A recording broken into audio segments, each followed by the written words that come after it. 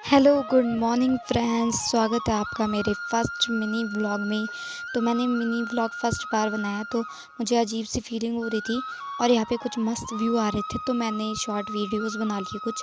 और यहाँ पे देखो ताऊ जी हल लगा रहे हैं और ये है हमारा डॉगी डब्लू। तो मैंने इसको थोड़ा सा ऐसे मालिश की थोड़ी। और ये देखिए हम कहीं घूमने जा रखे थे जहाँ का नाम वीरगढ़ा है। तो यहाँ से मस्त व्यू आ रहे थे, एकदम पेड़ और चोटियाँ दिख रही थी सारी जगह से। तो मैंने यहाँ भी वीडियो बना लिए शॉर्ट शॉर्ट कुछ।